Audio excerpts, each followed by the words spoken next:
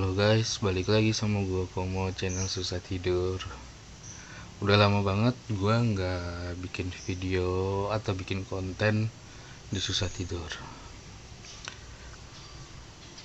karena pandemi kayaknya. Enggak sih.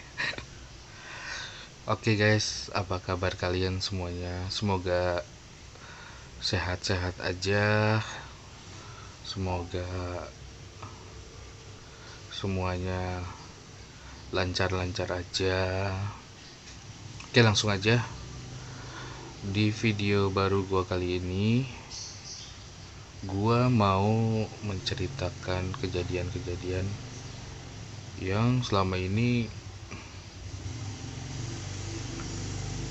banyak banget gua alami, baik itu gua ataupun istri gua. Oh ya, satu lagi guys, jangan lupa jaga kesehatan. Udah masukin musim hujan, banyak minum vitamin. Oke, langsung aja ceritanya. Cerita kali ini gue bakal share kejadian di rumah gue sendiri beberapa waktu lalu, yang gue, istri gue, dan anak gue alami. Kejadian itu sehabis maghrib, antara jam 7 jam 8 lah. Waktu itu keadaannya emang hujan, terus sepi juga di area rumah gua, dan emang kanan kiri rumah gue juga belum ada penghuninya, karena kan gue tinggal di perumahan gitu kan. Jadi emang kebetulan banget deretan di perumahan gue itu baru gue doang yang ngisi. Padahal rumah-rumahnya juga udah pada rapih gitu kan, udah pada direnovasi juga, tapi emang belum pada ditempatin. Jadi waktu itu gua sama istri gua lagi nonton di kamar depan. Jadi kan di rumah gua tuh ada 2 kamar ya, yang satu kamar depan sama kamar belakang, terus ruang tamu, dapur. Nah, pada waktu itu tuh gue lagi sama istri gue tuh lagi nonton di kamar depan. Gue sambil ada kerjaan juga sih waktu itu, dan anak gue itu main di ruang tamu. Cuman kan kalau dari kamar tetap kelihatan sama gue gitu kan. Nah, gue lagi ya mengerjain project, istri gue lagi nonton juga, ya anak gue juga lagi main. Kebetulan emang lagi anteng main, dia ngeberantakin mainan gitu aja. Ya emang gue kalau kerja sampai malam itu di kamar depan tuh ya, ini yang kamar yang sekarang gue lagi ceritain ini, ya nggak ada apa-apa sih.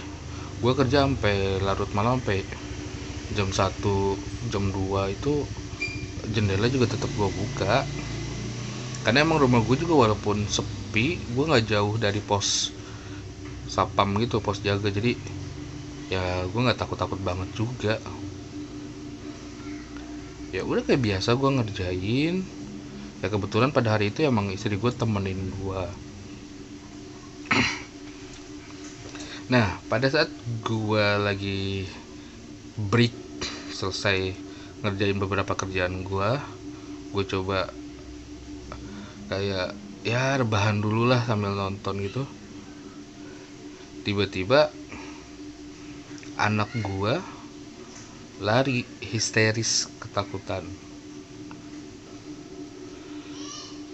Usia anak gua kan waktu itu sekitar 2 tahun setengah lah, 2 tahun 8 bulan, dan dia udah bisa menggambarkan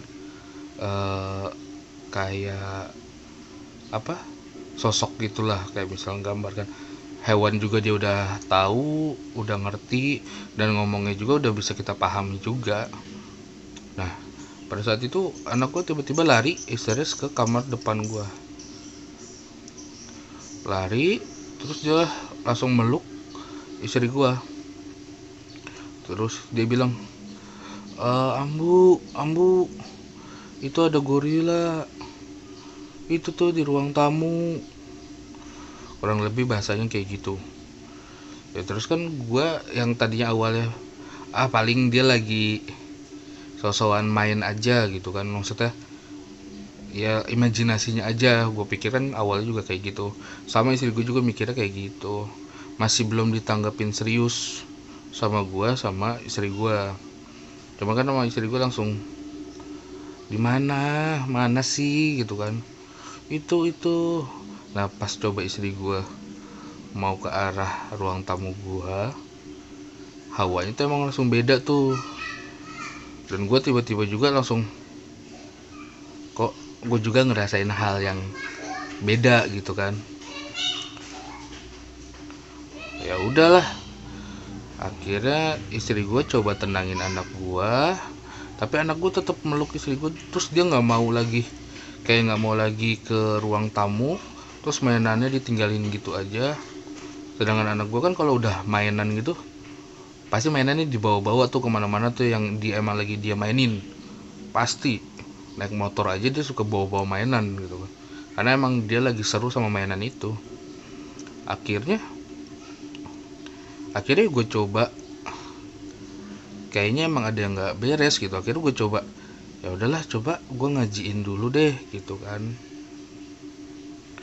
Pada saat gue mulai ngaji, emang tuh firasat, ya bukan firasat sih, emang gue kayak ngerasain satu hawa yang beda. Terus gue emang kayak ngerasa lemes, kayak energi gue tuh kayak kesedot aja sih pada waktu itu. Kayak apa tuh, ya udah kayak nggak punya kekuatan gitu lah, badan tiba-tiba lemes gitu. Terus gue coba, istri gue coba ngelihat anak gue sambil bilang, masih ada nggak, itu tuh masih ada lagi duduk. Oh masih belum ada, ya udahlah gue coba fokusin diri gue, tenangin diri gue. Terus gue coba, akhirnya ruqyah mandiri dengan cara gue ngeruqyah anak gue, istri gue, dan gue sendiri. Akhirnya gue beraniin diri buat ngambil segelas air ke dapur. Gue mulailah treatmentnya. Ya udahlah, gue yakin pasti bisa nih, maksudnya gue yakin pasti enggak, gue nggak boleh kalah gitu. Maksudnya dalam hati gue yakin ada Gusti Allah lah yang bakal nolongin gue, yang bakal bantuin gue. Oke, setelah itu gue coba, gue fokusin diri gue tenangin diri gue bacain di segelas air yang emang surat buat ruqyah mandiri itu. Setelah itu gue minumin ke anak gue, ke istri gue, dan ke gue sendiri. Gak lama dari itu, anak gue udah lebih tenang, anak gue lebih nggak ketakutan lagi, istri gue juga bisa lebih tenang.